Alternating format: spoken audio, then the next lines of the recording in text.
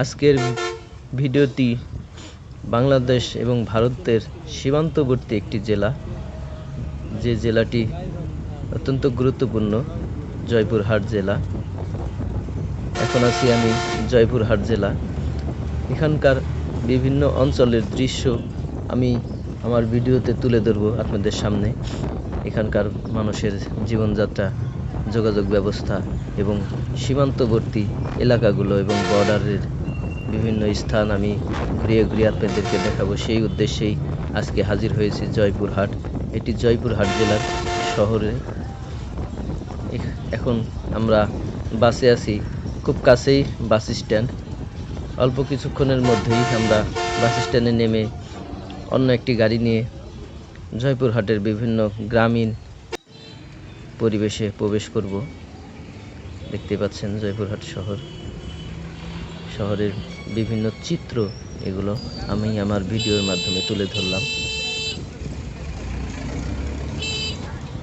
এখন আমরা একটি অটো গাড়ি নিয়েছি। অটো গাড়ি ধরে 5 বিবি হয়ে শালপাড়া, কোরিয়া এবং এসব অঞ্চলেই যাব, ওইদিকেই যাব।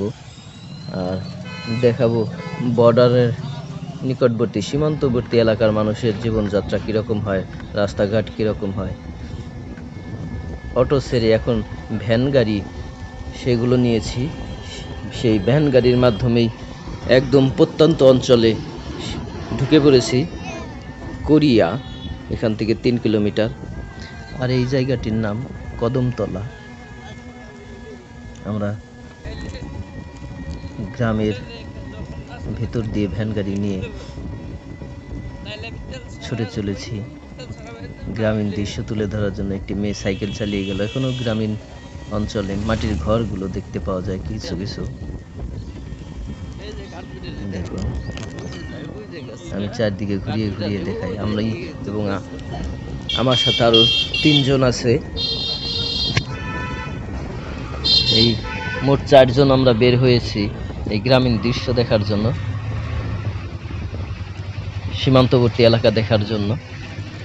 বেশ সুন্দর পরিপাটি এলাকা, কোথাও ফসলি জমি, কোথাও পুকুর, কোথাও বাড়িঘর।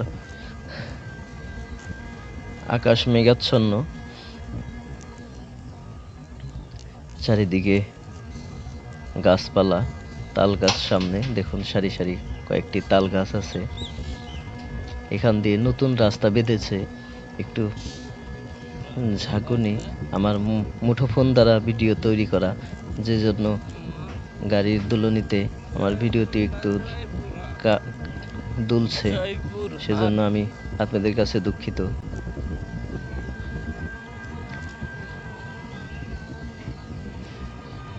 দেখুন রাস্তার দুধারে তুঁত গাছ, যেগুলো দ্বারা সুতা তৈরির কাজে ব্যবহৃত হয়। তুঁত গাছের পোকা থেকে সেই পোকা সংগ্রহ করে সুতার কাজে ব্যবহার করা হয়। সেই গাছগুলোই রাস্তার ধারে লাগানো আছে সারি সারি। একটু দূরে দূরে দেখুন। আমি আমার ভ্যান চালক ভাইয়ের মাধ্যমে জানতে পারলাম, ওই দূরের যে গ্রামটি দেখতে পাচ্ছেন, সেই গ্রামটি ইন্ডিয়ার একটি গ্রাম। আর ওই দিক দিয়ে বর্ডার, সেখানে যাওয়ার কোনো এখান থেকে কোনো রাস্তা নেই। আমি জুম করে দেখাই। ওই দূরের যে গ্রামটি দেখতে পাচ্ছেন, ওই গ্রামটি ইন্ডিয়ার সীমান্ত। ওইখান দিয়ে বিএসএফ এর কর্মীরা গার্ড দিয়ে থাকেন। দেখুন তুঁত গাছ, ফসল শূন্য ফসলি মাঠ। বর্ষা ঋতু, পানি না থাকায় এটি একটি পুকুর। বর্ষার পানি তেমন প্রবেশ করেনি। আমি ঘুরিয়ে ঘুরিয়ে এই এলাকাটি দেখাই, দেখি অন্য কোনো মাধ্যমে সীমান্তর কাছাকাছি যাওয়া যায় কিনা। এখান থেকে যাওয়া সম্ভব নয়, এর জন্য আমি দূর থেকেই জুম করে দেখাই। আমার সাথে থাকবেন, আমি চেষ্টা করব বর্ডারের আরও কিছু দৃশ্য আপনাদের সামনে তুলে ধরার জন্য। দেখুন ওই দূরে একটি গরু ঘাস খাচ্ছে। এই ফসলি জমিতে কিছু ঘাস আগাছা জন্মেছে, সেগুলোর ফুল ফুটে আছে, বেশ সুন্দর লাগছে। দেখুন বেগুনি রঙের ফুল, সম্পূর্ণ ফসলি জমি, পুরো মাঠটাই বেগুনি রং ধারণ করে আছে। ক্যামেরার মাধ্যমে ততটা বোঝা যাচ্ছে না, কিন্তু আমি দূর থেকে ভালোই খালি চোখে দেখতে পাচ্ছি। আপনাদেরকে একটু দেখানোর জন্য চেষ্টা করছি। দেখুন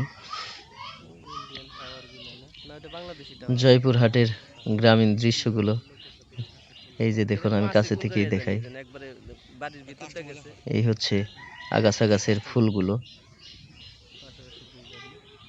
বেশ সুন্দর।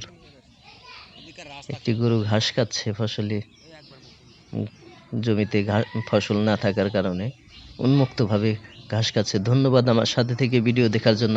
আগামীতে পাশে থাকবেন। ধন্যবাদ।